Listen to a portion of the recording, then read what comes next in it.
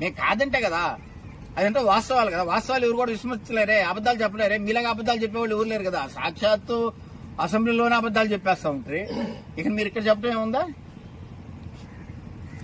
మేము సాక్షాత్ నేను ప్రసన్న కుమార్ ఇద్దరం కలిసి అప్పుడు మాకు బీపీఆర్ గారు రాజ్యసభ సభ్యులుగా ఉండగా 2024 జనవరిలో ఆయన ఇంటికి వెళ్లి, సార్ మీరు ముఖ్యమంత్రి జగన్మోహన్ రెడ్డితో సన్నిహితంగా ఉంటారు, మీకు చాలా చదువు ఉంది, మనకు రావాల్సినటువంటి షుగర్ ఫ్యాక్టరీ రావాల్సిన జీతాలు మీరు కూడా కొంచెం చెప్పండి సార్ అంటే, తప్పకుండా చెప్తాను ప్రసన్న అని చెప్పినాడు ఆ రోజు. మరి ఆయన కూడా ప్రయత్నించినాడు. మరి ఆ రోజు పరిస్థితుల్లో ఒకసారి అన్ని ఇచ్చుకుంటా పోతే లాస్ట్ లో మిగిలింది అయితే దీన్ని కూడా ఇద్దామని చెప్పేసి మరి ఒక నిర్ణయం తీసుకున్నప్పుడు వెంటనే ఎలక్షన్ కమిషన్ మళ్ళీ వచ్చి మనకి ఎలక్షన్ అనౌన్స్ చేయడం, దాంట్లో రాకుండా పోయింది.